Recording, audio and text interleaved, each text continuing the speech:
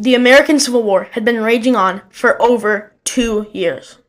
There were disagreements amongst the northern and southern states over slavery and civil rights for African American people, with the North under the leadership of President Abraham Lincoln advocating for freedom and civil rights to African American people.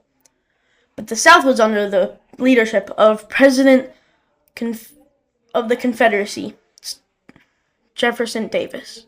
He had different views and ideas.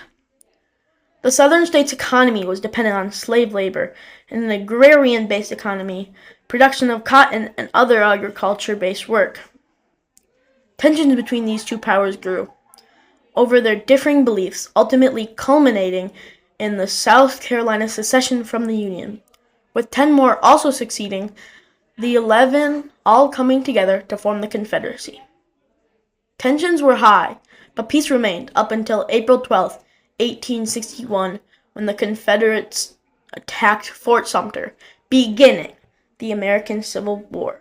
On July 1st, 1863, a Union cavalry unit under Brigadier General John Buford was attacked by a Confederate infantry unit under Major General Henry Heth, followed by more troops from both sides. That was the start of the three-day Battle of Gettysburg.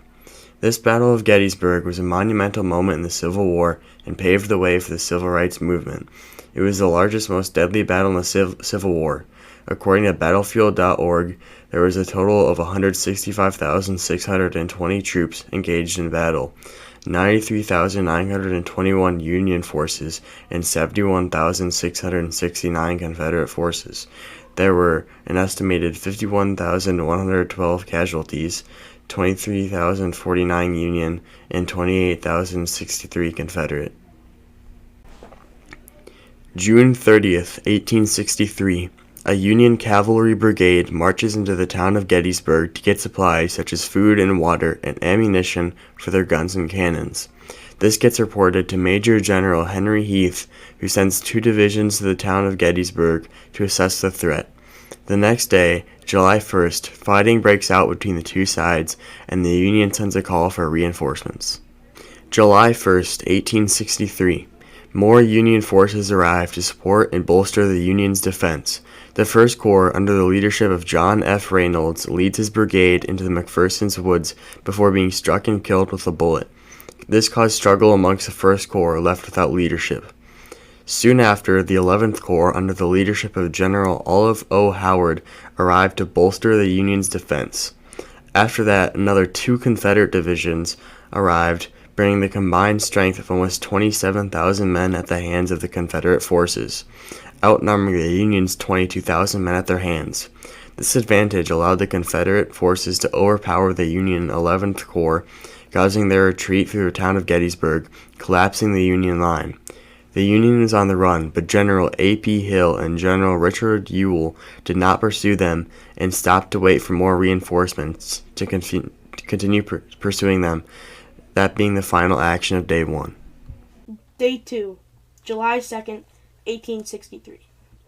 Early in the morning, General Sickles makes the decision to go against his superior's orders and move his forces from Little Round Top to a nearby peach orchard to secure a high ground advantage. This maneuver, whilst having the high ground, put General Sickles into a vulnerable position from 3 sides. This was bad because it exposed him against the advancing Confederate forces. These Confederate forces began their advance and meet with Sickles. Union forces stretched thin across the Devil's Den, Wheatfield, and the Peach Orchard. 2 Confederate brigades charged towards Devil's Den to attack the Union. Due to Sickles' previous maneuver, the Union had little time to prepare for this offense by the Confederates, causing the Union to struggle to hold the line intact from the Confederacy. 2 Confederate brigades advanced towards the Union-controlled Little Round Top, causing a hastily prepared Union to struggle to maintain control of Little Round Top. Luckily, more Union reinforcements arrived successfully to defend the Little Round Top, repelling the Confederate forces back. July 3rd, 1863. The Union, with little help from artillery support, managed to fully regain Culp's Hill in the early morning, being their first major victory. General Lee sends in his cavalry division to further support the Confederates by attacking the Union's rear, but they were discovered by a Union cavalry division and began to skirmish on each other, before eventually becoming a full fight between the two divisions before the Confederates retreated. For the final action of the battle, General James Longstreet orders his underprepared army to assault Cemetery Ridge, but the Union begins artillery barrages against the advancing Confederates. The Confederates successfully managed to get into the Cemetery Ridge and secure 2 cannons, but luckily had no more remaining ammunition before the Union managed to successfully repel the Confederates, securing victory for the Union. Effect on the Civil War. After that, the Confederacy had no hope to capture the East. The Civil War up until then had been a long and tedious fight in the East. Even though it was the largest army in the Civil War, the Union Army of the Potomac had been fairly unsuccessful. With poor leadership in the West, it was looking good for the Union. Vicksburg was about to be captured, the Mississippi was about to be taken, Grant was succeeding. But eventually, these wins in the West wouldn't matter if the Confederacy could not take the majority of the Union population in the East. European powers would join against the Union, major trade ports would be captured, and a horrible drop to Union morale. The battle set the Confederate Army of Northern Virginia back in numbers, energy, and morale. That is why we think the Battle of Gettysburg stopped the South from winning the war. Civil rights. So because the Union won the Civil War, which was majorly affected by the Battle of Gettysburg, slavery was over, which set enslaved people free and eventually led to the Civil Rights Movement, taking steps to allow equal rights and justice for all, not based on skin color.